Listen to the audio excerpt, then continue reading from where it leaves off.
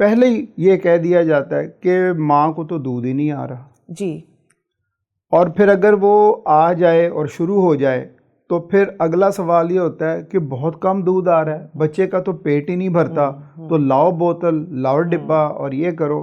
اس طرح کی صورتحال کا کیسے مقابلہ کریں؟ جی اگین میں آپ کی بڑی شکر گزار ہوں کہ آپ نے یہ سوال پوچھے، کیونکہ یہ جب بھی ہم بریسٹ فیڈنگ کے لیے ایڈوکیٹ کرتے ہیں، ماؤں کو کہتے ہیں جن کی ابھی ابھی بچے کی پیدائش ہوتی ہے، تو لا محالہ یہ دو چیزیں ہمیں سننے کو ملتی ہیں.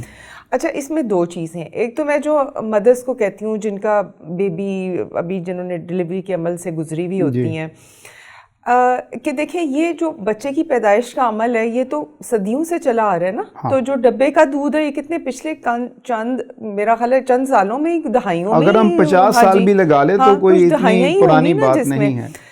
تو آخر بنی نوع انسان جو ہیومن ریس ہے اس نے آخر سروائیو کیا، کس طرح کیا؟ ڈبے پہ تو نہیں کیا، ماں کے دودھ پہ کیا. صحیح. اچھا، پھر یہ جو بچے کی ڈیمانڈ اور ماں کی سپلائی ہے یہ بہت ہی خوبصورتی کے ساتھ ریگولیٹڈ ہے.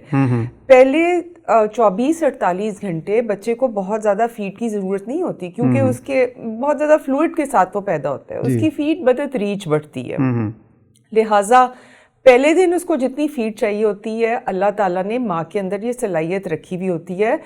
میجورٹی کیسز میں، ٹھیک ہے میں یہ نہیں کہتی، ایک آدھا کوئی کیس ہوگا جس میں واقعتاً کوئی پرابلم بھی ہوگا، لیکن زیادہ تر ماؤں میں یہ اللہ تعالیٰ کی طرف سے یہ کیپیسٹی ہوتی ہے کہ جتنی خوراک کی ان کے بچے کو ضرورت ہے وہ خوراک وہ پرووائڈ کرتی ہیں، وہ اتنا دودھ پیدا ہو رہا ہوتا ہے. اچھا، اس میں دو چیزیں، ایک تو یہ کہ خاص طور پہ جو بالکل پرائمری گریویڈا جسے ہم کہتے ہیں، جو لڑکی پہلی دفعہ ماں بنی ہے، تو شروع میں اس کو احساس نہیں ہوتا، جس کو ہم لیٹ ڈاؤن کہتے ہیں کہ دودھ چھاتی میں آ رہے. ایک تو اس کی مقدار کم ہوتی ہے، دوسرا اس نے یہ چیز سیکھنی ہوتی ہے، پہلے دن اس کو یہ پتہ نہیں ہوتا کہ لیٹ ڈاؤن کتنا ہو رہا ہے. صحیح.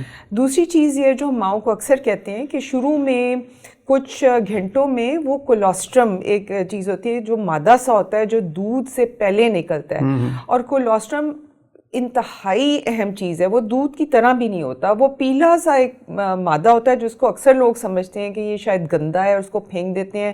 اس میں ساری قوت مدافعت، اینٹی باڈیز، مطلب آپ سمجھیں بچے کے لیے وہ انتہائی مفید چیز ہے جو ماں اس وقت پروڈیوس کرتی ہے. اور ایک دفعہ جب بچہ ماں کا دودھ سک کرنا شروع کرتا ہے تو اترتا بھی اسی تناسب سے بعد میں ہی ہے. اور یہ میں ماؤں کو بار بار ری ایشور کرتی ہوں کہ جتنا بچے کو ضرورت ہے اتنا دودھ آپ کا آ رہا ہے، آپ کو شاید احساس نہیں ہو رہا. اور دوسری بات یہ ہے کہ اگر آپ اس ڈر سے کہ دودھ میرا نہیں بچے کو پرے کر دیں گے، باٹل لگا دیں گے، تو دیکھیں یہ بھی قدرت نے نا یہ بھی بڑا ریگولیٹ کیا. بچہ جتنا ماں کی دودھ کو کھینچا ہے یا بریسٹ پہ جتنا سکل کرتا ہے اتنا ہی ماں بریسٹ پروڈیوس کرتی ہے. آپ یہ کہیں کہ بچہ سکل نہیں کر رہا اور ماں کا دودھ اتر آئے، یہ نہیں ہونا.